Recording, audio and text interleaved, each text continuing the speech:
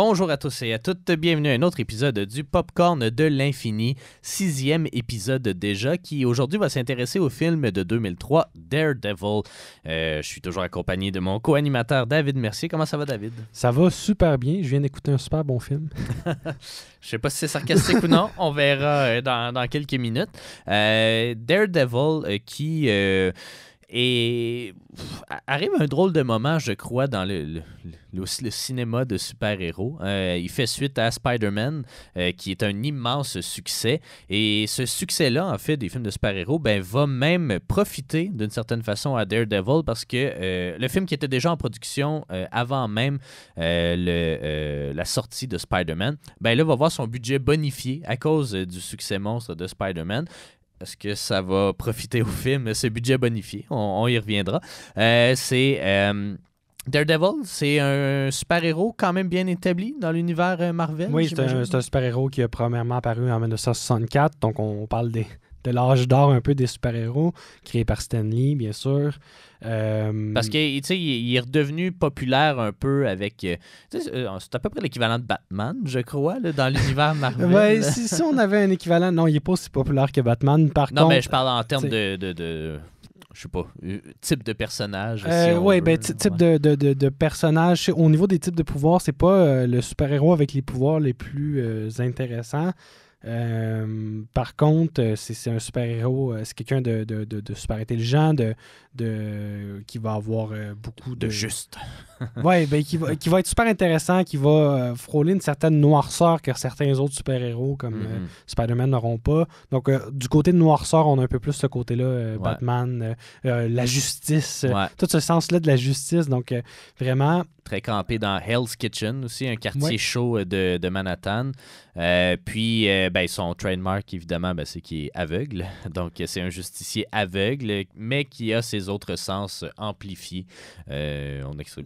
Suite à un accident, en fait, là, c'est ça. Donc, juste un petit recap du film, sans trop de spoilers. On va en faire plus tard, par contre, dans la deuxième partie. Donc, si vous voulez pas de spoilers, allez voir le film. Ouais. Allez voir peut-être même la Director's Cut. Il y a deux versions du film. Là, une version sortie en cinéma qui est PG-13, puis la version, c'est ça, Director's Cut est R, en tout cas pour public mature.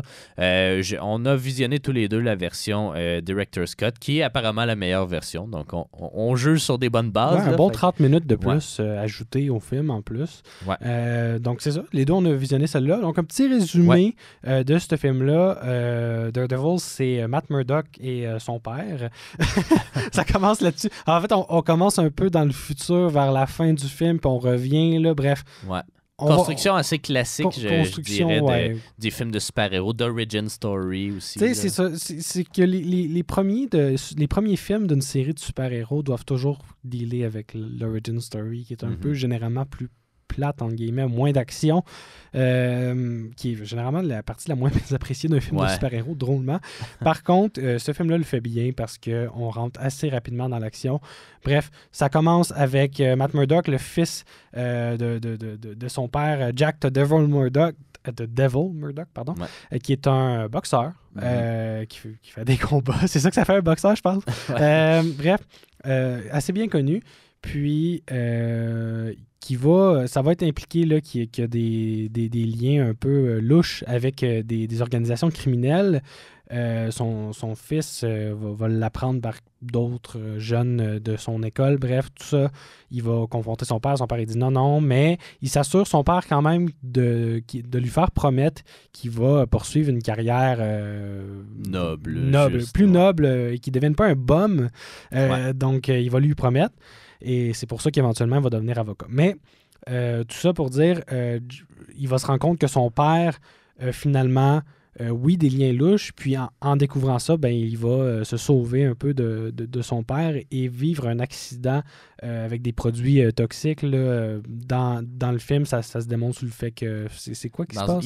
Il pense qu'il va voir son père dans un port. Oui, c'est un port. Puis là, il travaille plus là, puis là, il y a un accident de travail quelconque avec des produits chimiques. Oui, là, il va se retrouver aspergé de produits chimiques dans les yeux, ce qui va le rendre aveugle. Là, il y a comme une référence un peu à une certaine je sais pas, radioactivité, ou je sais que dans les comics, c'est la radioactivité, mais dans le film, c'est pas super expliqué. On sait que c'est des produits toxiques. Ouais. Sur les tanks, il y a le logo de radioactif. C'est pas le radioactif, c'est pas le biohazard. Biohazard, ouais, c'est ça. C'est ça qui me mêlait un peu parce que dans les comics, c'est vraiment... Là, on parle de radioactivité, ce qu'on aime beaucoup avec les super-héros. Ouais. Là. Mais là, c'est plus biohazard. Donc, on sait pas ce que ça implique. On sait pas ce que c'est, mais on sait que ça a un impact sur lui. Puis, suite à son accident, il entend tout. Il est aveugle, là, mais tous ses autres sens sont amplifiés. Donc, il entend tout, il touche plus. Je sais pas comment l'expliquer. Là. Ses 4 autres sens sont amplifiés, mais il voit plus rien. Ouais. Puis, ça lui donne comme un genre de sens de radar où est-ce que, là, c'est intéressant, il va pouvoir faire comme de l'écolocalisation, je sais pas comment on appelle ça, là, comme les chauves-souris un peu. Ouais. On en revient à Batman un peu. Ce qui était la partie la plus intéressante et la plus novatrice, je crois, du film. Oui. Là, tu me mentionnais que c'était la première fois vraiment qu'on adaptait. En fait, qu'on l'adaptait, mais de cette façon-là. Parce que dans les comics, c'était adapté un peu plus comme un radar traditionnel. Là, dans le film, on a vraiment comme une recréation un peu 3D de son entourage. Puis, tu vois, à travers les bruits. Donc, chaque bruit a... on va dire sa lumière. Ouais. C'est ça qui perçoit. Il y a une audition vraiment augmentée, donc il va avoir de la misère à gérer ça. Puis on le voit dans le présent aussi, ce qui se passe, c'est qu'il doit dormir dans un genre de lit d'eau, dans un comme de sarcophage. Ça, dans les comics, c'est différent. Là. Dans les comics, il va avoir un lit, pas un lit, mais un endroit pour se reposer sensoriellement. Là. Mais dans les films, il dort juste là, puis il n'est pas capable de dormir ailleurs. Ça, c'est pas le cas.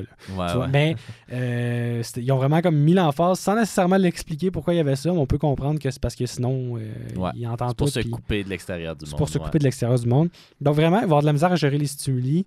Donc il va se retrouver augmenté, avec des sens augmentés. Puis, pour passer le temps, je sais pas trop, il va décider d'apprendre le... genre d'arts martiaux. Donc il va parce qu'en fait, c'est que cet accident-là va comme un peu relancer la carrière de son père.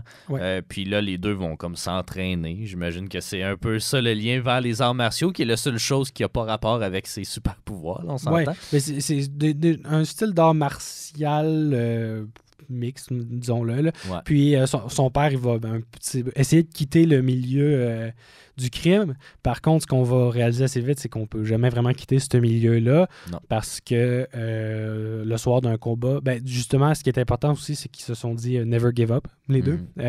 C'était leur petite phrase ensemble. Puis son père va se faire approcher par son ancien employeur criminel, puis il va se faire dire, perd le prochain combat. On peut guesser qu'il a mis de l'argent dans le combat contre sa défaite. Et là, il a dit, t'as pas gagné tes autres combats. Les autres, c'était moi qui leur ai dit de perdre, puis tout ça. Puis il dit, pense à ton fils, tout ça. Bref, il se fait menacer par son ancien employeur. Puis lors du combat, on se voit à un moment donné, il est à terre, mais son fils, il lui dit get up, don't give up, tu sais. Fait qu'il va se relever, puis il va gagner le combat. Fait qu'en sortant de l'arène de boxe, il va se faire battre, mettons, par des criminels, là, on peut comprendre, puis carrément abattre à la suite de ça. Ellipse temporelle, il est rendu adulte et avocat. On n'a pas vu la personne qui l'a battu, on peut... Ouais. Il va laisser une rose, c'est tout ce qu'on va avoir. Puis, ellipse temporelle, Matt a perdu son père, puis il décide de se venger contre les gens qui commettent des crimes. Donc, il devient un genre de justicier, un peu, on peut le dire comme ça. Bref. Ça aussi, on explique assez rapidement comment il s'est fait un costume, puis comment il s'est lancé dans le business. Là. C'est comme ellipse temporelle. Je suis rendu avocat, j'ai un garde-robe plein de suits de Daredevil, je dors dans ce sarcophage-là, c'est ça. Puis la vie continue. On passe vite là-dessus, mais en même temps, il n'y a pas beaucoup de temps. J'aimais ça qu'ils passent ils ont passé par-dessus ces éléments-là, puis pour moi, c'est bien correct avec moi. Même si ça peut causer une certaine différence entre le ton des deux choses. Bref, va combattre le crime, va travailler avec son ami Foggy Nelson. Foggy, c'est son surnom. Dans le film, c'est Frank. Je me trompe pas. Ouais, je pense que Foggy oui. Nelson. Ouais. Bref, personnage qui est super présent dans les comics aussi, depuis le premier comic qui est sorti, là, qui va être son avocat, un peu son ami, un peu plus stupide que lui, on va le dire comme ça, mais comic relief, un peu. Ça va être d'ailleurs l'acteur qui va jouer... Jon Favreau. Jon Favreau, qui va jouer Happy dans les Iron Man ensuite. Bref, il va avoir... Et qui était déjà, pour la petite histoire, qui était déjà en pourparlers pour travailler sur Iron Man comme réalisateur, parce que c'est lui aussi qui a réalisé le film. C'est ça. À la même époque, il fait un peu les deux. Kevin Feige aussi est impliqué dans le projet de Daredevil. C'est son deuxième crédit de producteur, mais son premier vrai crédit de producteur. Il y a comme différentes classes de producteurs, là, si on veut, mais Daredevil, c'est le premier où vraiment il met les mains dans le projet. Puis... c'est un bon film overall. Il y a une histoire, là, à un moment donné, il va rencontrer plusieurs... Il y a beaucoup de personnages, beaucoup de vilains quand même. On a 3 personnages assez importants dans l'univers. Elektra, Bullseye et Kingpin, en français, le caïd. Bullseye, je sais pas c'est quoi en français, pardon. Elektra, c'est Elektra. Bref, 3 vilains assez importants dans l'univers de Daredevil. Il y a aussi des personnages qui sont importants dans l'univers de Daredevil adjacent. Ben Urich, reporter. Généralement, c'est le reporter du Daily Bugle dans les comics, mais là, c'est New York Post. Post, New York Post. Donc, c'est ça. Tous ces personnages-là sont présentés. On a un justicier, puis qui va combattre le crime, chercher un peu... à venger son père, un peu dans une... Mélange de venger son père, puis de, on va dire, s'impliquer, je sais pas comment le dire, là, sa carrière de jour reflète sur sa carrière de soir. Oui, parce que c'est ça, il va seulement accepter de défendre les innocents, puis justement, son ami Foggy Nelson lui dit, là, on devrait défendre des riches, pour faire un peu plus d'argent, parce qu'on s'entend qu'ils font pas beaucoup d'argent, là. On a même la joke qu'ils se sont fait payer en poisson à un moment donné. Donc, puis Matt Murdock, Daredevil, avec son sens du son, il sait quand les gens mentent avec le battement de leur cœur. Donc ça, c'est un avantage. Fait qu'il sait quand les gens sont innocents. Puis il va essayer de défendre. Puis on voit aussi dans les premières scènes que quand la justice ne fait pas sa job, donc on a un agresseur sexuel là, carrément qui se fait acquitter. Il va se venger. Il va se venger en tant que Daredevil. Et carrément, va pas avoir le sens de la moralité de Spider-Man. Là. Ne pas la règle de ne jamais tuer parce que dans le film, il tue. Par contre, la règle, elle apparaît des fois puis elle disparaît d'autres fois. Je sais pas si c'est dû au Director's Cut, mais bref. On en rejasera tantôt. Dans les quelques plot holes. Donc, c'est un petit peu... C'est un petit retour sur le film. Puis là, en fait, c'est quoi? C'est qu'il s'attaque aux minions, entre guillemets, de Kingpin en tant qu'avocat, puis là, c'est là un peu qu'ils deviennent mélangés. Bullseye va être engagé par... Bullseye, en fait, c'est un tueur à gages qui va être engagé par Kingpin pour tuer le père d'Elektra, qui va être un criminel qui veut se sortir du milieu, qui comme j'ai dit, on sort jamais de ce milieu-là. Et Kingpin va engager Bullseye pour tuer le père d'Elektra. Le spoiler, il va réussir. Puis Elektra, Daredevil va essayer de l'empêcher. Puis il va faire en sorte que Bullseye manque son premier tir. Mais il va réussir quand même à tuer le père d'Elektra. Ensuite, il se sauve. Elektra pense que Daredevil a tué son père parce que c'est quand même Sakan qui a renvoyé vers le père d'Elektra. Puis Elektra va en échange haïr Daredevil. Je trouve qu'il fallait qu'il trouve une raison qu'il saillisse. Donc, c'est ça. On suit Daredevil à travers tout ça. On suit Daredevil à travers tout ça. Puis là, à un moment donné, combat avec Elektra. Successivement avec Elektra, avec Bullseye, avec Fist. Là, je trouvais les raisons un petit peu stupides. Comme je vais me battre avec toi parce que je pense que tu as tué mon père. Elektra, c'est... elle aussi, elle connaît les arts martiaux, elle est dans une famille très riche. Elle a souvent un garde du corps avec son père qui est un peu protecteur. tu vois, c'est quelqu'un qui va être plus comme ça. Puis ils vont se rencontrer un peu ils vont faire comme une genre de danse acrobatique. En tout cas, il y a une tension romantique entre Matt Murdock et Elektra qui est présente dans les comics aussi. Là. Bref. Et qui est présente dans la vraie vie parce que Ben Affleck et Jennifer Garner, qui jouent les deux rôles, vont tomber amoureux pendant le tournage. Ouais. Puis, ils ont des enfants maintenant, puis tout ça. Oui, c'est ça. Présente dans la vraie vie. Ouais. Fait que, c'est à peu près ça pour le petit résumé. On va revenir avec la fiche technique un peu plus tard. On va aller en pause publicitaire pour l'instant. Et au retour, on vous présente un peu les comics d'origine de Daredevil. Restez des nôtres, vous êtes bien au popcorn de l'infini.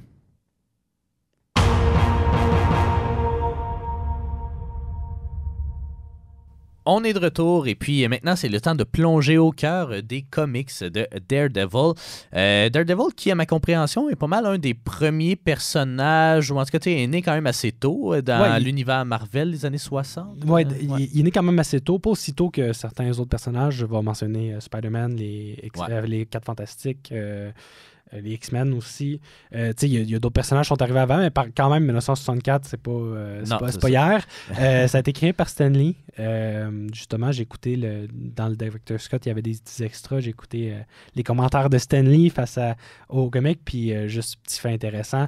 Stan Lee a eu très peur de créer Daredevil, puis il avait peur d'offenser les aveugles, parce que je pensais qu'il avait peur de s'attirer la fougue des mobsters de Hell's Kitchen ou quelque chose comme ça. Non, pas les aveugles. Non, il n'a jamais eu peur de ça, je pense, mais c'est plus les aveugles, de faire un super-héros aveugle. Il avait peur que les aveugles disent, ça n'a pas de sens, on fait pas ça. Ouais. Mais pourtant, toutes les premières lettres qu'il a reçues, c'était en majorité positif, et c'était d'associations qui œuvraient auprès des aveugles, qui étaient comme, wow, ils sont super contents d'avoir un super-héros aveugle. Donc, il y a eu un retour très positif, puis il était très content de ça. Donc ça l'a vraiment... charmé. Il y avait pas... Dans le temps que c'est sorti dans les années 2000, il n'y avait pas l'impression que ça allait durer aussi longtemps, Daredevil. En fait, il ne se posait pas la question dans ce temps-là. Dans ce temps-là, les comics, c'était un médium un peu moins connu. Puis il fallait vraiment qu'ils vendent beaucoup. C'était comme un club secret, les comics. Donc, le but, c'était toujours de vendre le prochain comic puis de le rendre toujours plus intéressant que le dernier. Ouais. Donc, il n'y avait pas nécessairement cette longévité-là ou cet apport à la longévité-là de dire qu'il faut que ça dure pendant des décennies. Ouais. Non. Mais je pense qu'un des facteurs qui a fait de Daredevil un personnage important et intéressant, c'est Frank Miller dans les années 80 qui a comme relancé bien des affaires. Il a relancé Batman, il a relancé Daredevil, il a fait V pour Vendetta, je crois. Justement, le film qu'on écoutait, Daredevil de 2003, c'est une adaptation des comics de Frank Miller. Ouais. Donc, justement, la relance de Frank Miller. Donc, j'ai pas... je me suis pas attardé... Parce qu'un des plus grands comics, je checkais des listes de mettons, les comics les plus importants de l'histoire et tout. Puis, tu sais, Daredevil, Born Again, qui n'est pas l'histoire qui est dans le film nécessairement, mais c'est souvent considéré dans le top 10, top 15, même des meilleurs comics de tous les temps. La timeline de Born Again est présente, là. Elle est adaptée dans les films, mais c'est pas une adaptation. C'est une adaptation lousse un peu de Frank Miller. Mais bref, je me suis pas attardé non plus aux comics de Stan Lee, même s'ils sont intéressants. Je me suis vraiment attardé aux comics de Frank Miller, puis à l'Origin Story qui a été retail en 90. Mais bref, on va faire un petit tour des personnages. Quand est-ce qu'ils ont été introduits, dans quel comic aussi? Tu vois, dans les X-Men, on avait des personnages qui venaient de plein de comics différents. Parce que c'est une équipe, là. Mais au niveau de Daredevil, on a vraiment un portrait différent. Là. On a Matt Murdock, bien sûr, qui apparaît dans son propre comic au numéro 1 en 1964. On a aussi Foggy Nelson qui apparaît dans le numéro 1 en 1964. Donc, ces deux-là, dès le numéro 1. Elektra va apparaître vraiment plus tard, en numéro 1968. Non, pas 1968, pardon. Va apparaître au numéro 168, donc sorti en 1981. Va apparaître, puis il va avoir un petit... c'est quelqu'un qu'il a rencontré au collège, mais là, qui va apparaître sous forme d'Elektra, puis là, il va retourner un peu dans le passé, expliquer que c'était quelqu'un qu'il connaissait, qui était tombé en amour avec. Donc, la rencontre, elle est différente là, face au film, où est-ce qu'il se rencontre en tant qu'adulte, sous un différent thème. Puis aussi, le père d'Elektra va être un diplomate grec dans les comics, alors que dans le film, ça va être un criminel grec. Dans le film, leur rencontre aussi est un peu bizarre. Oui, leur rencontre est un peu bizarre. Ils vont faire comme des arts martiaux. Dans un café, puis après ça, ils vont se battre d'un parc. Là. Alors que dans le collège, ça va être vraiment évidemment, une rencontre un peu classique au collège. Electra va avoir son classique garde du corps. Puis là, Foggy Nelson va l'aider à parler à Electra en lançant un avion en papier au garde du corps. Bref, tout ça. Puis éventuellement, va sauver Electra face à des bandits qui veulent tuer le diplomate, son père, puis qui vont prendre d'assaut. Finalement, le père d'Electra va être tué par des policiers, donc pas par Bullseye, par des policiers qui vont penser que c'est l'assaillant, mais finalement, c'est la victime.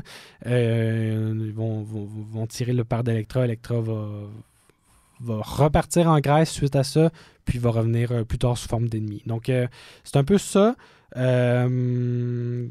Bullseye, exactement, est arrivé au numéro 131, 1976 de Daredevil. Vilain un peu moins extravagant que dans le film. Dans le film, il est très extravagant, très imbu de lui-même. Il n'y a pas de costume non plus dès le début. Alors pensez à Conor McGregor. Là. C'est ça, quelqu'un de... Un Irlandais fatigant. imbu de lui-même.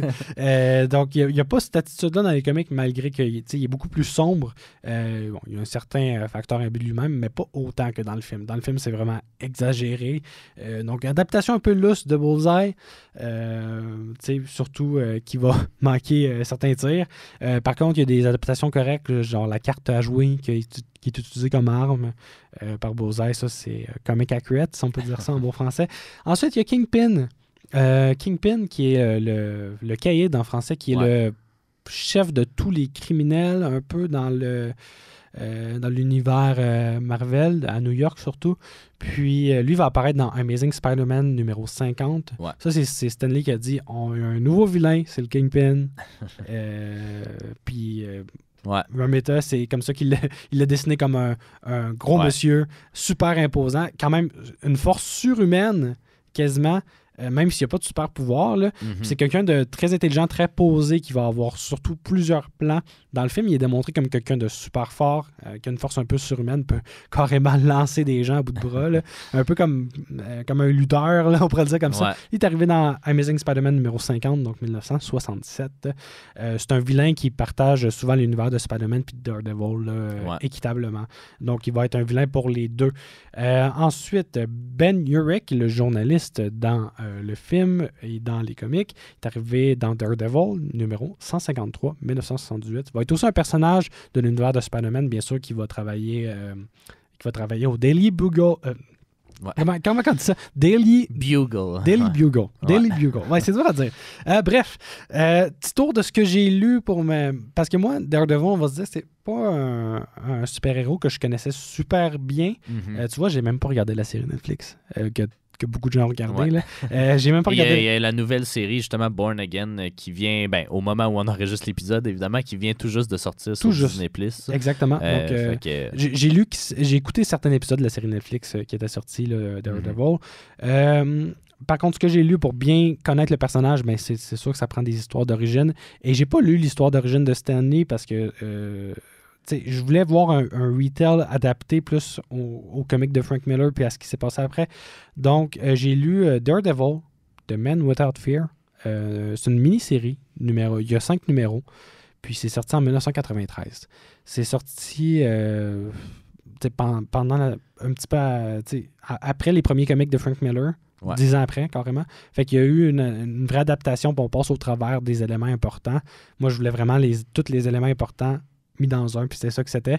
La rencontre avec Electra, un petit peu un retour là-dessus. Bref, numéro 1 à 5, ça me donne une bonne idée de qui est Matt Murdock puis Daredevil.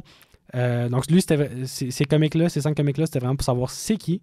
Puis je peux dire que dans le film, c'est assez comic accurate. Par contre, il manque certains éléments importants. Là, sa foi, sa religion, c'est pas super bien exploré. Ouais, il y a des scènes dans des églises, puis des crucifix sur le mur. Là, mais effectivement, le rapprochement est peut-être un peu moins poussé qu'il est dans les comics. C'est ça. Est-ce que les comics sont aussi dark ou aussi... sont plus. Il y a vraiment un ton qui est plus... dark, plus difficile, vraiment joue avec la noirceur des thèmes abordés, puis il va avoir encore plus dark, là, vraiment. Puis aussi, ce côté religieux-là, il est vraiment présent dans les comics. Dans le film, oui, il est présent, mais pas autant que Tante May Ouais. qui prie qui prie avant de se faire attaquer par le gobelin. Bon. Puis j'ai aussi lu, pour Elektra et Bullseye, j'ai lu le numéro 168 de Daredevil, de la série originale, qui est le premier numéro de Frank Miller, qui a introduit le personnage d'Elektra. Donc c'est Frank Miller qui a créé le personnage d'Elektra en 1981, qui va retourner aussi dans le passé, voir la relation un peu de Matt Murdock puis d'Elektra, qui est justement semi-comic accurate. Bon, ça se passe beaucoup plus vite dans le film parce qu'ils ont juste 2 heures pour expliquer quelque chose qui se passe dans des décennies dans les comics. Puis j'ai aussi lu le numéro 181, qui est aussi un numéro de Frank Miller, sorti en 1982, qui est le combat de Elektra et de Bullseye, qui se passe dans le film d'une façon un peu différente. Là, Bullseye a tué le père d'Elektra, mais dans les comics, c'est pas ça qui se passe. Bref, dans les comics, comment ça se passe, c'est que Bullseye a été engagé pour tuer Foggy Nelson, donc le partenaire de Matt Murdock. Et en fait, non, pardon, je me suis trompé, je vais reprendre ça. Dans ce comic-là, Elektra a été engagée par le Kingpin. Elektra est tueuse à contrat et il va être engagé par le Kingpin pour tuer Foggy Nelson. Et quand elle va réaliser que Foggy connaît Matt Murdock, son ex, elle va pas le tuer. Okay. Mais elle va le laisser partir, puis à ce moment-là, Bullseye en profite pour l'attaquer parce que Bullseye, dans le fond, il sort de prison, puis Elektra a volé sa job. Sa job de travailler pour le Kingpin. Donc, il va s'en prendre à Elektra, puis il va avoir un combat, puis il va gagner. Il va assassiner Elektra. Puis ensuite, il y a toujours un vendetta un peu comme contre Daredevil, c'est l'ennemi de Daredevil, fait qu'il va en profiter pour tuer Daredevil en plus pour revenir dans les bonnes grâces de Kingpin et reprendre sa place auprès de Kingpin dans le fond. Ça se passera pas comme il voudra. Oui, donc il va voir un peu dans les comics, là, vite fait, pour expliquer un peu la rivalité, c'est qu'il va voir un peu son arc-ennemi, un peu, puis il va voir aussi le rapprochement, un certain rapprochement entre Matt Murdock et Daredevil, puis il va se demander est-ce que c'est la même personne. Puis c'est quelqu'un qui va se demander est-ce que c'est la même personne. Mais il va se dire ben non, il est aveugle. Puis tu vois, quand que Matt Murdock s'en va au funérailles ou au salon funéraire, je sais pas c'est où, là, il va réaliser que Bullseye est dans la pièce, il va le sentir carrément, puis Bullseye va reconnaître ce move-là, puis il va se dire peut-être que je n'étais pas si loin de la vérité. Pour le tester, il va lancer quelque chose, puis Matt Murdock va l'attraper. Fait que là, son identité est comme révélée. Ouais. Puis Matt Murdock le sait. Donc, il va faire un setup chez eux, faire une marionnette de lui-même. Puis quand que Bullseye va arriver pour l'attaquer, il va l'attaquer de dos. Donc, Bullseye va savoir que c'est pas Matt Murdock Daredevil parce qu'il l'a littéralement pas vu que c'était une marionnette.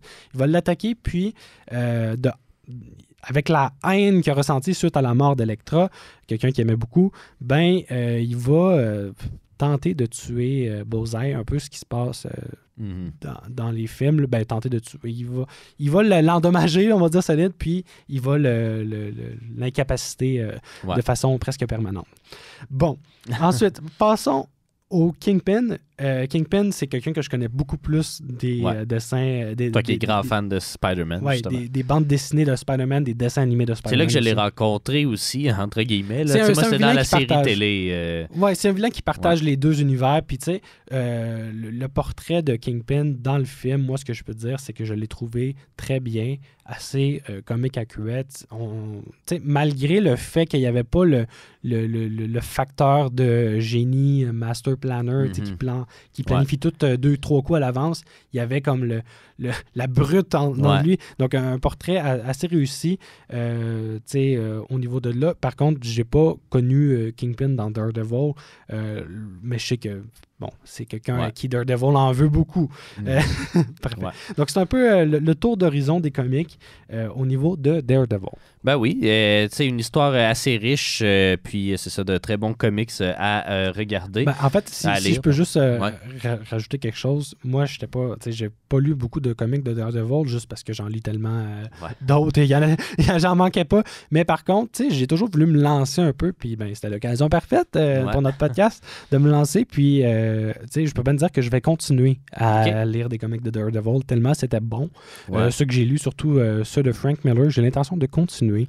Ben, même moi, tu sais, quand le film sort en 2003, j'ai 10 ans. Fait que j'étais, je veux pas dire le public cible, là, parce que le film se veut pour un public un peu plus mature.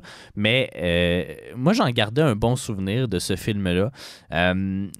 Bon, maintenant, avec mon œil d'adulte et puis beaucoup d'eau qui ont coulé sous les ponts des films de super-héros, donc on est rendu peut-être à un autre niveau en termes de super-héros, mais bref, tu sais, j'en gardais un bon souvenir, puis je me souviens de l'avoir vu souvent quand j'étais jeune, fait que ça a peut-être un peu teinté on va dire mon appréciation, mais c'est un film qui a quand même pas été bien reçu. C'est le premier, on va dire, échec critique des nouveaux films de super-héros là, qui ont commencé avec Blade. Donc, c'est le réalisateur Mark Steven Johnson qui le fait, qui n'est pas très connu, qui est un grand fan de Daredevil, puis qui était rattaché au projet depuis les débuts, depuis 1997 qu'on essaie de mettre sur pied un film de Daredevil, et puis il avait écrit une version de scénario, bref, ça a changé de main, ça a été à Chris Columbus qui a finalement réalisé Harry Potter, puis tout ça. Bref, c'est ça, il y a beaucoup de gens qui ont été rattachés au projet, mais c'est vraiment avec la popularité croissante de Spider-Man, de tout ça, que le film va finalement partir. Mais Mark Steven Johnson, à part Daredevil, il n'avait pas fait grand-chose avant, et après, il a fait Ghost Rider, qui lui aussi est un peu persona non grata, ou en tout cas qui n'est pas le succès escompté. Mais sinon, il n'a pas fait beaucoup de choses. Ça a pas mal mis un terme pas à sa carrière, parce qu'il a fait des films quand même, mais c'est des films qui sont pas connus. On a vu beaucoup de films que ça a mis là un thème à leur carrière. Ben, c'est un jeu dangereux, puis tu sais, c'est même... Pas les jeux vidéo, mais les super-héros, c'est dangereux. Ouais, puis tu sais, maintenant, je crois, dans la nouvelle mouture des films de super-héros avec le MCU et tout, j'ai l'impression que les créateurs ou les réalisateurs sont un peu, on va dire, protégés. Et ils prennent moins de risques aussi. Ils prennent moins de risques, mais c'est que la faute revient plus maintenant aux réalisateurs nécessairement. Ça revient à la machine Marvel qui impose des choses de film en film. Là. C'est à la limite plus Kevin Feige qui a des comptes à rendre que les réalisateurs. Tu sais, il y avait pour Eternals, que je n'ai pas vu encore, mais la critique a été vraiment mauvaise, d'une réalisatrice qui a gagné l'Oscar de la meilleure réalisation l'année d'avant du film. Fait que on sait que c'est une bonne créatrice, mais le film est pas bon. Mais je pense qu'ils se font parfois imposer des sujets. Puis c'est ça le problème aussi d'avoir centralisé tout ça dans un univers. C'est que quelqu'un ne peut pas tout gérer et tout faire des hits à chaque fois. Puis je pense qu'on a frappé un peu la limite de la centralisation de la création, la créativité. Puis sinon, au niveau de la distribution aussi, c'est le fameux Ben Affleck qui campe Matt Murdock, qui était quand même un acteur établi à l'époque du film, qui n'a pas eu une très belle expérience, selon ses dires, sur le tournage. Il est quand même tombé en amour, par contre. Oui, il est quand même tombé en amour. Bon, il s'est divorcé depuis. Mais c'est ça, donc même après le tournage, il a refusé de le faire une suite. Mm-hmm. Et il a même il était supposé faire une pause. Je pense qu'il l'a tourné, mais jamais sorti finalement. Mais il a fait un caméo, je sais pas trop, dans Elektra, là, qui va sortir quelques années d'après. Mais finalement, ça a été coupé au montage de ce caméo-là. Il a dit là, plus jamais, je me suis brûlé maintenant, tu sais, plus jamais je vais faire de films de super-héros. Bon, il est devenu Batman après. Fait que, il a toffé 10 ans. Mais c'est ça. Donc, on a Ben Affleck, on a Jennifer Garner en tant qu'Elektra, on a Colin Farrell. Un excellent acteur, moi je l'aime beaucoup, qui joue Bullseye justement dans toute son intensité irlandaise. C'était une des premières fois que l'acteur prenait son accent véritable irlandais. Souvent il fait des rôles un peu plus américains. Mais Colin Farrell n'était pas trop connu à cette époque-là, commençait un petit peu l'année d'après, c'est là que sa carrière va un peu exploser pour les bonnes et mauvaises raisons, quand il va jouer Alexander the Great dans le film Alexander. Mais au niveau de Bullseye, ce que j'ai dit, c'est que oui, il manquait un peu de comic accuracy, mais ça ne veut pas dire que c'était mauvais. Parce que je trouvais l'attitude du personnage assez drôle même. Ouais. Ça représentait aussi bien la cruauté du personnage qui n'a pas de la misère à tuer là. Contrairement un peu à Daredevil qui va se sentir mal après et vouloir se sentir plein de péchés, là, mettons, là, si on peut dire comme ça. Exact. Sinon, celui qui joue Wilson Fisk, c'est Michael Clarke Duncan. On a changé le casting un petit peu de Wilson Fisk qui, à l'origine, est blanc. Bon, là, on a pris un acteur noir. Et il y a eu du backlash envers le film à cause de ça. Tant qu'à moi, sais, oui, là, maintenant, il y a la version Daredevil, la série télé, puis c'est Vincent D'Onofrio qui joue le caïd, puis qui a cette même prestance-là que Michael Clarke Duncan. Mais, tu sais, selon moi, c'est un très bon casting. Il est très bon casting. Il était menaçant, il faisait peur, il est imposant. C'est ça, moi, le référent que j'avais du caïd, c'était dans les dessins animés. Puis c'était un bonhomme, des petites jambes, mais des grosses épaules. Vraiment, comme un haut du corps vraiment disproportionné. Puis, excellent casting. Puis, une très bonne personne pour faire ce rôle-là. La meilleure personne qui aurait pu prendre pour ce film-là. Ouais. Puis, il y a eu du backlash dans ce temps-là, mais il n'y a pas eu autant de backlash que, par exemple, Samuel L. Jackson qui fait Nick Fury. Alors que je vois personne d'autre que Samuel L. Jackson pour faire Nick Fury. Je pense qu'il y a beaucoup de gens qui sont d'accord avec moi. Puis Wilson Fisk, c'est un peu la même chose. Pour ce film-là, malgré que dans la série, le Wilson Fisk, il est bien aussi, mais dans ce film-là, il ne méritait pas le backlash qu'il y a eu. C'est peut-être le facteur 2003 là, aussi, on va se le dire comme ça. J'aurais aimé ça le revoir dans d'autres productions. Le problème, en fait, c'est que les droits des personnages de Daredevil appartenaient pas aux mêmes que ceux qui possédaient les droits de Spider-Man. Ce qui fait qu'on n'avait pas le droit d'utiliser Wilson Fisk dans l'univers de Spider-Man. Et Ben Urich aussi, qui, justement, comme tu mentionnais, travaillait pour le Daily Bugle. C'est ça, c'est dommage. Il va reprendre son rôle, mais juste sa voix, en fait, pour rejouer Wilson Fisk. Mais on le verra jamais. Puis là, l'acteur est décédé, fait qu'on le verra officiellement plus. Mais moi, c'est ça, je l'ai vraiment bien aimé. Sinon, si je continue vite, John Favreau, comme on le mentionnait, là, qui va jouer Foggy Nelson. Et Ben Urich, qui est joué par Joe Pantoliano. On a beaucoup parlé des rapprochements entre Blade et même, d'une certaine façon, un peu cet univers un peu gothique-là de Daredevil. Puis la Matrice. On faisait des rapprochements un peu entre les deux. Joe Pantoliano jouait le vilain dans La Matrice aussi. Je sais pas s'ils ont associé les deux, mais jouait un reporter, c'est ça, très insistant et très... insistant. J'ai pas encore une fois, on est dans un univers où est-ce que on a un Daredevil qui se retrouve dans un univers où est-ce qu'il n'y a pas d'autres super-héros, puis c'est pas commun d'avoir des super-héros. Ouais. Ce qui est un très bon choix, je pense, pour ces films-là. Ouais. Puis je trouve que c'était un très bon choix, puis ça apporte une certaine différence parce que quand tout le monde est un super-héros, ça devient moins impressionnant.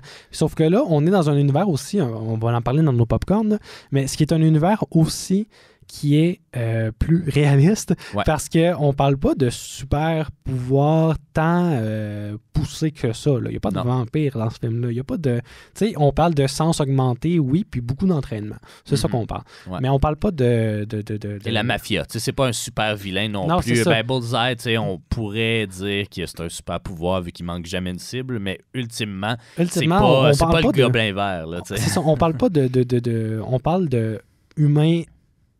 Comment dire, améliorés, genre, des traits humains qui sont améliorés, mais on parle pas de traits surhumains. Non, exact.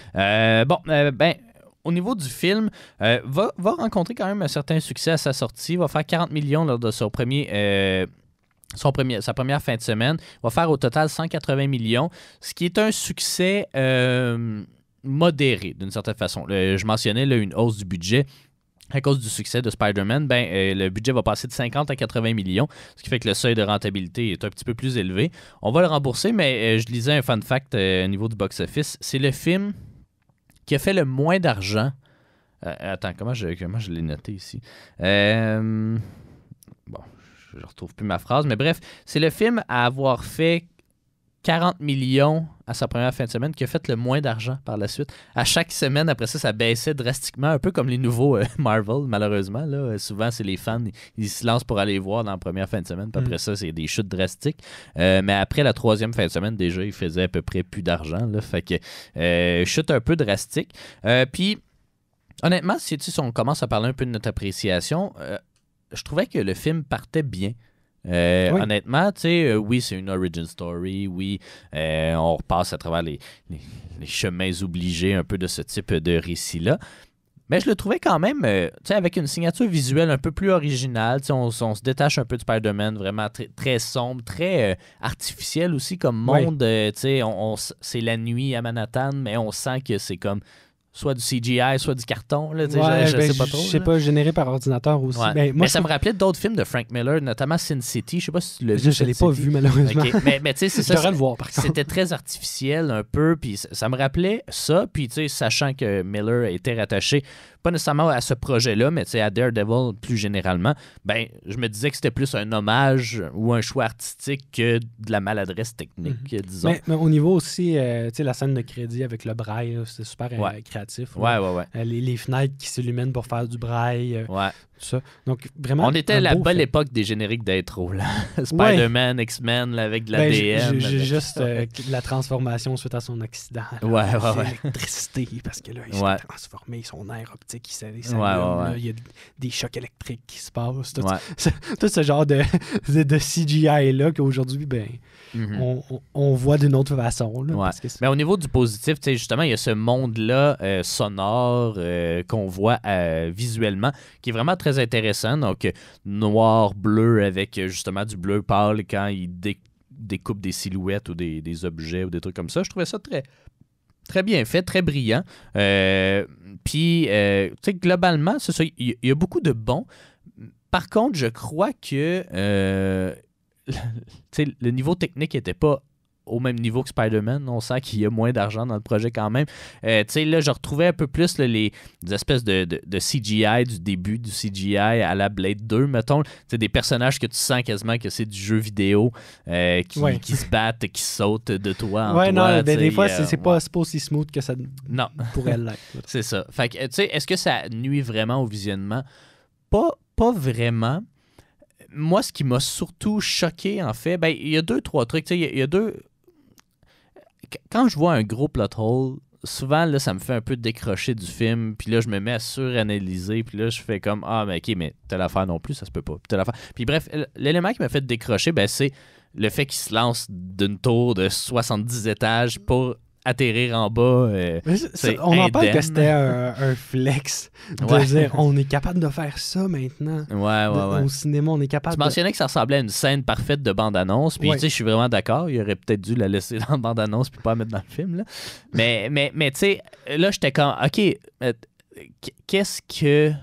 quel entraînement peut faire que je suis capable de sauter de l'Empire State Building sans me casser une jambe, là? Mais tu sais, puis à la fin du film, il le refait, mais il le refait d'une façon plus intelligente. Il va se rattraper avec son grappin, là. Mais dans la première partie du film, il se pitch, puis là, il atterrit sur un élévateur pour laver des vitres, là. Ouais. Là, il y en a comme 3-4 bien alignés, là, c'est comme tout, c'est arrangé avec le gars des élévateurs. Ouais. C'est qui a monté l'élévateur là, puis... Pourquoi? Il n'y a personne dedans. C'est ça, qui l'a laissé là? Il doit être soit en haut, soit en bas, l'élévateur. Non, c'est ça, mais il se pitch puis face contre le sol. C'est comme... Ça fait aucun sens. C'est toujours Daredevil, c'est quelqu'un qui va faire des pirouettes, tout ça. Mais toujours un peu dans la logique de c'est pas un surhumain, puis il n'y a pas non plus le... On voit qu'il y a des faiblesses aussi. Là. Il est capable de se faire poignarder. Puis... Mais tu sais, il y a aussi le fait qu'il saute très loin là, de building en building. Ça non plus. Mais c'est des acrobaties encore. Il y a un facteur acrobatique. Puis ça a toujours été quelqu'un qui faisait beaucoup d'acrobaties puis qui était capable de sauter loin puis rapidement. Se déplacer rapidement. De ce côté-là, oui, mais se pitcher face vers le sol puis en tombant sur ses pattes sur un élévateur, ça fait aucun sens. Non, ça c'est pas... C'est pas ça. Tu sais, on est plus proche dans la signature visuelle ou dans la qualité du film de Blade que de Spider-Man, je crois. Je trouvais encore un step au-dessus de Blade, par contre. Ah, moi, je suis pas d'accord. Pour moi, non. Ah, non? Pour moi, c'est en dessous des deux Blades, même, je dirais. On va en débattre. C'est ça. Pour... notamment aussi parce que, puis là, ce sera un de nos popcorn, là, un peu, mais comme... c'est un film très de son époque, là. J'ai l'impression que l'année d'après, c'était un film passé de mode, là. Je sais pas si c'est à cause des choix musicaux qui sont, tu sais, 2 tonnes d'Evanescence. Moi, j'ai bien apprécié les choix musicaux. Ok, ouais, moi, pas que je les ai détestés, mais c'est que j'ai fait, ok, ouais, tu sais, je suis capable de te dire à une année près à quel moment le film a été fait. C'est sûr. Ils ont choisi des tonnes de l'année. Ouais, c'est ça. Même chose aussi.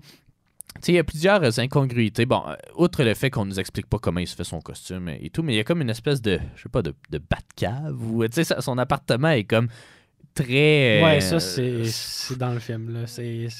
Ouais, ben c'est ça. Ben, je suis comme, tu sais, qu'est-ce qui justifie ça? Puis, tu sais, on parle des avocats qui font pas beaucoup d'argent, mais il vient d'où son argent, justement, Ouais, ben pour ça construire fait pas tout de ça? sens. Ben, Puis, c'est ça, c'est que là, je me mets à suranalyser Son tout. costume, tu sais, dans les comics, il l'a cousu à la main, mais il Ouais. a dit, je sais pas de quoi ça a l'air. Ouais, ben Tu sais, c'est ça. comme, OK, ben, ouais, OK. Puis tu sais, même si on veut pousser, là, ok, je veux pas. Je vais beaucoup le faire pour le MCU, parce qu'il y a certains films que je déteste passionnément. Mais, tu sais, on s'entend, là, son accident, là, tant qu'à moi, là, tout ça n'aurait jamais dû se passer parce que c'est un accident sans milieu de travail. Il y aurait eu du dédommagement financier quelconque. Là. C'est pour ça que ça bat de câble. Ouais, c'est ça. Mais tu sais, dans les comics, c'est plus. C'est un. En tout cas. Dans les comics, c'est différent. Ouais, ça, j'ai oublié de le mentionner. Son accident se passe de façon différente. C'est un camion rempli de matière radioactive. Il va sauver un monsieur qui traverse la rue puis qui allait se faire frapper par le camion. Puis lui, il va se faire frapper par le camion. Puis il va avoir du produit radioactif dans les yeux. Tu sais, alors que... puis, tu sais, dans cette histoire-là, bon, peut-être qu'il n'y a pas de responsable ou de coupable nécessairement dans la vraie origin story, mais là, clairement, il y a un coupable, le chauffeur du lift qui rentre dans les produits radioactifs, qui vient blesser un enfant qui n'a pas rapport là. Tu sais, je suis comme... En quelque part, il aurait dû avoir un procès sur qu'est-ce qui est arrivé là. On a passé par-dessus assez vite. Fait que, tu sais, c'est aussi, c'est un élément manqué parce qu'il y avait une façon de démontrer l'héroïsme pré-aveuglement de Matt Murdock. Mais tu sais, c'est ça, c'est plein de petits détails qui fait que pour moi, ça a moins de valeur que Blade qui, malgré tout, dans son univers, tout se tient. À peu près, là, à part le fait qu'il y a plein de vampires partout et que les humains ils le savent pas. Mais tu sais, c'est ça. Pour moi, l'univers, il y a beaucoup de défauts de réalisme dans Daredevil qui ont fait que j'ai eu de la difficulté à profiter pleinement de l'expérience. Puis là, après, c'est les scènes d'action. Bon, sont-tu bonnes ou pas? Oui, je pense que globalement, c'est correct. La scène dans l'église avec Bullseye, bon, c'est bien correct. Bon, la scène dans le parc où il se bat contre Elektra, c'est un peu random. Il y a plein d'enfants qui jouent à côté, puis eux autres, ils se battent. Tu sais, il y a plein d'affaires, mais puis la scène finale, je l'ai bien aimée aussi, avec Wilson Fisk. Ce combat-là était cool. Mais c'est ça, je suis un peu mitigé par rapport au film. Pour la scène dans le parc avec Elektra, je trouve que ça montrait bien un peu la tension romantique entre les deux. Puis ça montrait bien un peu c'est une belle introduction au personnage d'Electra, par contre. Ben, c'est pas de même la vraie vie. C'est pas ça. Je sais que c'est pas la vraie vie qu'on essaie de nous montrer, mais tu sais, c'est pas comme ça qu'on cruise. C'est comme ça qu'on cruise en 2003. Aller voir quelqu'un dans un café puis il se battre avec un aveugle. Ouais, ben je le trouvais un peu fatigant, Matt Murdock aussi. Il était fatigant. Il voulait avoir son numéro et son nom. Là. Je le trouvais un peu... un peu insistant, là, mettons. Là. Non, c'est ça. Mais puis les faux yeux verts aussi d'Electra là, qui clashaient vraiment. J'ai aucune idée pourquoi. J'imagine que dans les cas... Non, même pas. Ben, pas particulièrement. Je sais pas pourquoi ils font ça, en tout cas. Mais c'est ça. Moi, j'ai pas particulièrement apprécié. Est-ce que les Grecs ont des yeux verts comme ça, flash? Là, vraiment? Clairement pas. Il y a même une scène en particulier dans le café où est-ce qu'on le voit très bien, que c'est ajouté par ordinateur. Fait que, tu sais, c'est à peu près ça. Je sais pas si toi, t'as des... un petit plus aussi, il y a beaucoup de caméos d'auteurs de Daredevil dans le film. Des gens qui ont écrit justement pour la série. Pas tous spotés, en plus, non, on peut les trouver facilement en ligne. Il y a notamment Kevin Smith, qui est un réalisateur et un ami de Ben Affleck, qui a écrit dans le film puis qui joue l'espèce de médecin légiste, je sais pas trop. Il y a aussi des mentions. Le boxeur contre lequel le père de Matt Murdock se bat, c'est Romita. Ça fait référence à John Romita, qui était un illustrateur de Daredevil. Même le prêtre aussi de l'église, c'est un des illustrateurs ou des auteurs de la série. Je les ai pas tous catchés. Il y a un qui s'appelle Quesada là-dedans. Là. C'est aussi quelqu'un qui a participé. En tout cas, bref, il y en a en masse. Ils ont essayé... je trouve que la présence aussi de Ben Urich était vraiment très bien. Assez comic accurate, du moins de ce que je connais de lui, parce que c'est pas un personnage super principal, là, mais... il y a Stan Lee, évidemment. C'est vrai, le caméo de Stan Lee qui se fait sauver, je pense, qui allait traverser la rue, là, puis il s'est fait arrêter par Matt Murdock. Faire sauver par un aveugle pendant que tu traverses la rue. Bref. Tes impressions vite sur le film avant qu'on passe à l'octroi des popcorn? Moi, j'ai eu du fun, mais j'étais honnête, j'ai écouté un bon film. Personnellement, j'ai plus apprécié ça que Blade 2. Moins que Blade 1.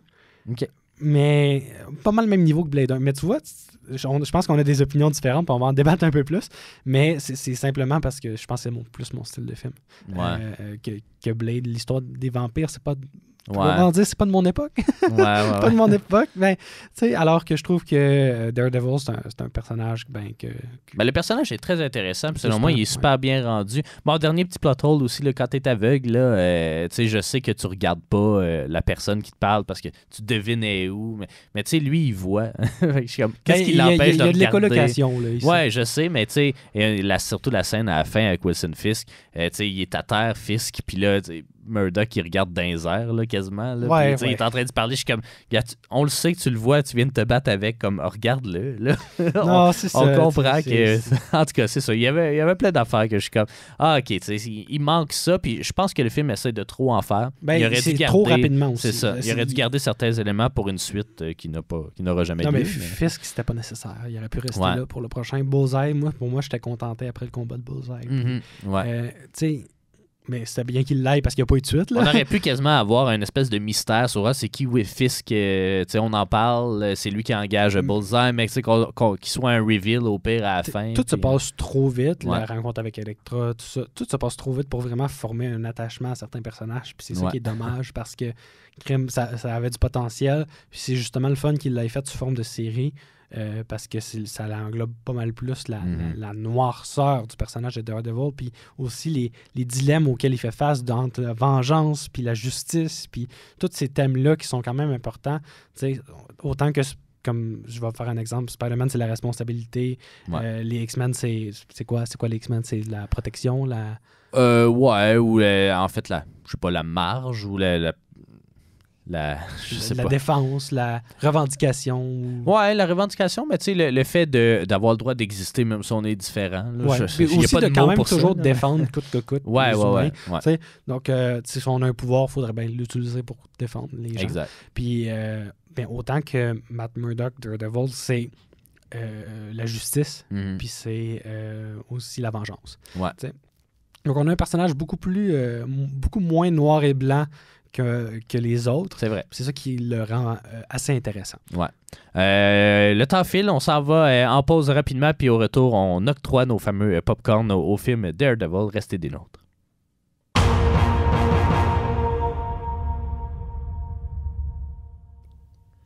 Vous êtes de retour au Popcorn de l'Infini et c'est le temps d'octroyer nos fameux Popcorn de l'Infini à le film Daredevil de 2003. Le premier Popcorn, c'est celui de l'importance dans le MCU. Donc le Popcorn de l'espace. Le Popcorn de l'espace. On ne l'a pas mentionné comment il était rendu canon, ce film-là, mais en fait, c'est à cause de la présence d'Elektra dans Deadpool et Wolverine qui est sorti là, à l'été 2024. Donc, tout simplement, on ne sait même pas le personnage de Daredevil qui est canon. Non, il ne revient même pas. Non, donc c'est Elektra. Donc, à ce niveau-là, c'est un popcorn qui, je crois, ne sera pas octroyé. Il est quand même, Elektra est quand même le personnage le plus important à revenir, on va dire, là, dans Deadpool et Wolverine. Il y avait Blade, qu'on escamote un petit peu. Même, là, j'ai pas son nom, là, numéro, je sais pas quoi, là, la petite fille dans Logan. X23. X23. Mais tu sais, Elektra prend une place un peu plus grande dans ce retour-là, mais c'est vraiment pas important. Ni dans le film, ni dans le MCU. Fait que c'est ça. Il n'aura pas ce popcorn-là. Non, le deuxième popcorn, c'est le popcorn de la réalité, donc le réalisme du récit. Mais moi, je n'y donnerai pas pour toutes les plot holes que j'ai énumérées tout à l'heure. Moi, je pense que j'y en donnerais une demi, puis je t'explique, là, je vais défendre mon cas là, comme un bon avocat. C'est mieux. Je vais être l'avocat du diable, littéralement. Ouais. En fait, j'y donnerais une demi parce que juste le fait que on a un film de super-héros sans nécessairement avoir des pouvoirs trop poussés. Là. On n'a pas de... c'est pas le monde va pas se détruire. Là. C'est vraiment un film plus basé sur la Terre, puis plus comme street level. Mais je pense que comme il y a un niveau de réalisme à ce niveau-là, mais j'en aurais une demi parce que à cause des plot holes.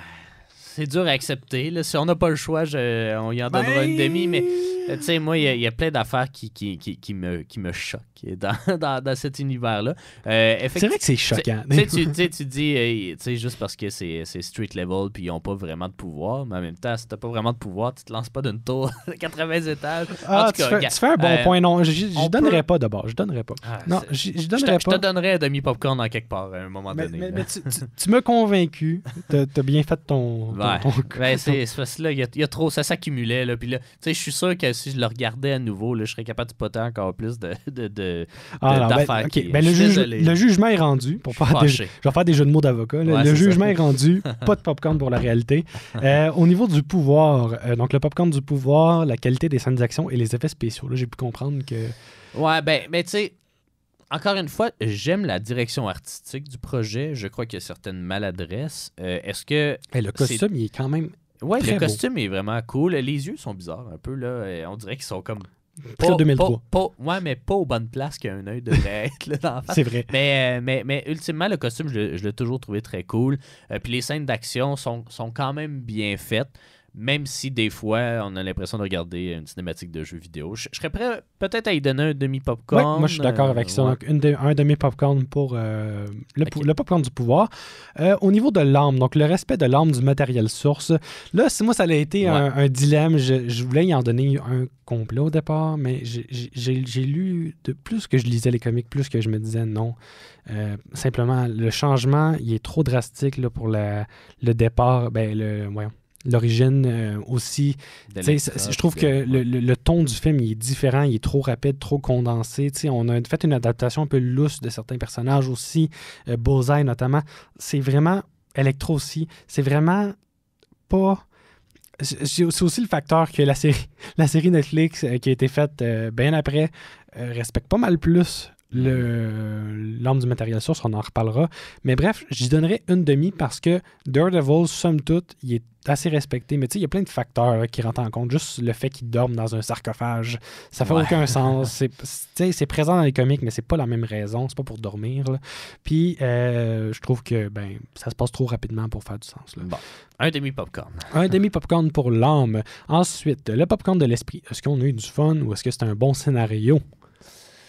Je l'ai trouvé un peu bof, honnêtement, même si toi, tu sembles l'avoir apprécié. Ouais, moi, je l'ai apprécié. On apprécié. pourra se rejoindre à un demi-popcorn, là, mais moi, je l'ai trouvé particulièrement très peu mémorable, honnêtement. Là, ce que je retiens surtout, c'est Colin Farrell. Mais c'est ça. Je suis prêt à y en donner un demi, mais honnêtement, plus ça avançait, puis plus je perdais de l'intérêt, je trouvais. Moi, du début jusqu'à la fin, je l'ai trouvé assez intéressant. Beaucoup d'action. Donc, on va se rejoindre à une demi, parce que moi, je l'ai apprécié, toi, tu l'as plus ou moins apprécié.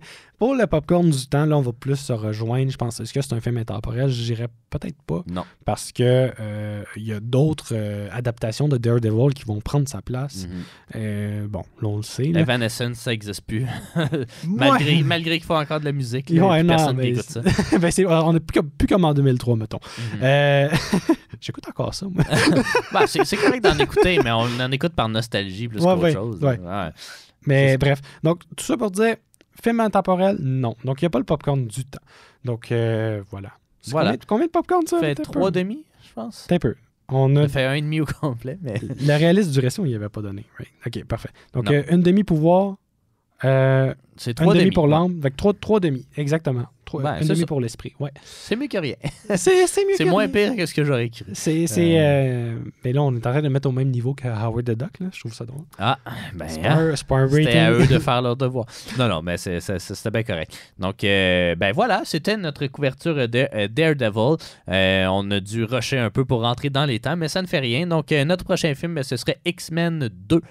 Donc, la suite, évidemment, du X-Men est sorti la même année, sorti quelques mois après seulement Daredevil. Donc, moi, un film que je garde encore très bien en mémoire, que j'apprécie beaucoup. Toi, moi, c'est une première écoute. Vu, mais... Non, c'est pas une première écoute, c'est une deuxième écoute. Il me semble que je l'avais écouté, mais ça fait très, très, Ouais. très longtemps. Donc, on va Ça se passe au Canada. relativement une première écoute. Ouais, exactement. Merci d'avoir été à l'écoute de ce 6e épisode du Popcorn de l'infini. Suivez-nous à la page de Ciné Histoire là, pour connaître, avoir toutes les nouveautés. On rappelle que les épisodes sortent aux 2 semaines. Ils sont disponibles évidemment sur les ondes de CFAC, mais également sur Spotify, sur Apple Podcasts et sur YouTube. Bref, c'est ça. Suivez-nous et puis d'ici là, continuez à consommer des films de super-héros et à lire les comics. Donc, merci beaucoup, David. Merci. Encore une fois. À la prochaine. La semaine prochaine. Au revoir.